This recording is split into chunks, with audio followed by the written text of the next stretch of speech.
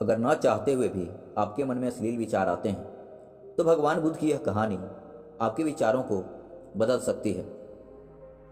भगवान बुद्ध अपने भिक्षुओं को उपदेश देने के साथ साथ उनको भिक्षा के लिए भेजते थे जहाँ से उनको भिक्षा मिलती थी।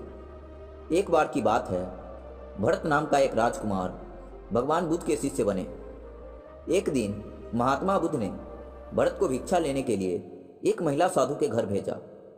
भरत भिक्षा लेने चल दिए और रास्ते में चलते हुए सोच रहे थे, न जाने आज खाने में क्या क्या मिलेगा।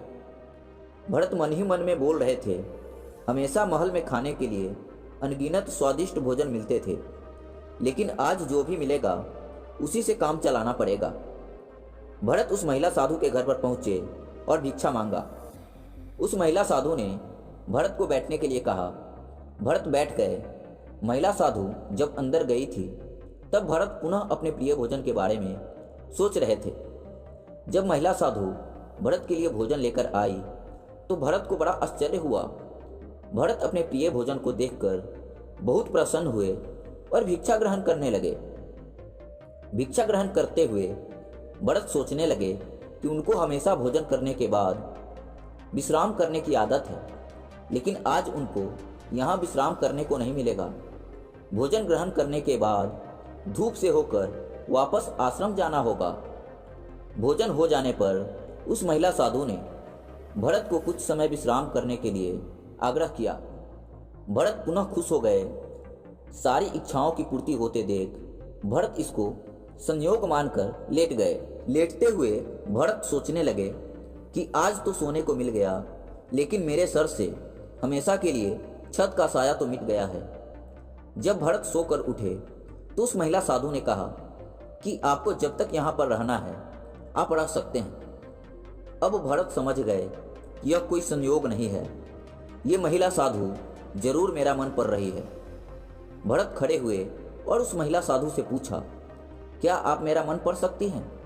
आप यह सब कैसे कर लेती हैं? उस महिला साधु ने कहा, शुरू में मेरे लिए ये कठिन था, लेकिन मैंने खुद के विचारों को देखना शुरू किया। शुरू में मेरे विचारों की संख्या अनगिनत थी, पर मैंने अपना पूरा ध्यान उन विचारों पर केंद्रित किया। मैंने बिना पक्ष विपक्ष के अपने विचारों को देखना जारी रखा। धीरे धीरे मेरे विचारों की संख्या कम होती गई। मेरे सारे व्यर्थ विचार दूर होते गए। तब से मैं दूसरों के विचार पढ़ लेती हूँ। यह सब सुनकर भरत घबरा गए। भरत ने उनसे आज्ञा ली और वहाँ से निकल पड़े। रास्ते में लौटते हुए भरत अपने मन के विचारों को याद करने लगे। भरत के मन में उस महिला साधु के बारे में अश्लील विचार आए थे। भरत ने मन ही मन कहा, उस महिला साधु ने मेरे बारे में क्या सोचा होगा। भरत को खुद पर शर्म आ रही थी। भरत आश्रम पहुंचे और भगवान बुद्ध से कहा, अब से वह कभी भिक्षा लेने के लिए नहीं जाएंगे। बुद्ध ने भरत को बैठाया और कहा, तुम्हें क्या हुआ? मुझे अपनी परेशानी बताओ। भरत ने विस्तार से सारी बातें बताई।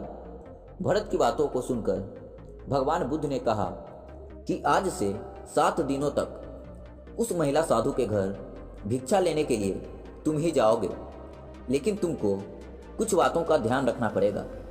कल तुम जाते हुए अपने मन को पूरे होश में रखना। तुम्हारे अंदर कौन से विचार उठ रहे हैं उन पर ध्यान केंद्रित करना।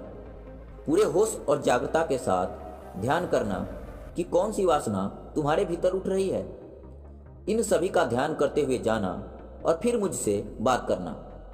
अगले दिन भरत बुद्ध के बताए अनुसार पूरे मार्ग में होश को जागृत रखते हुए चल रहे थे। भिक्षु भरत आज पूरी तरह से जगे हुए थे। जैसे जैसे महिला साधु का घर नजदीक आ रहा था, भरत की घबराहट बढ़ रही थी। भरत अपनी घबराहट को एक तरफ करते हुए अपने विचारों पर ध्यान केंद्रित किया, जैसा भगवान बुद्ध ने बताया था। जब भरत उस महिला साधु के घर पहुंचे तो उसके दिमाग में केवल एक सन्नाटा था, जिसके भीतर कोई वासना नहीं थी, कोई कामना नहीं थी, ना कुछ अच्छा पाने की इच्छा थी। भिक्षु भरत ने भिक्षा ली और वहां से वापस निकल गए। आज भरत नाचते हुए आए। आज उनको जिस आनंद की अनुभूति हुई वह अद्भुत थी।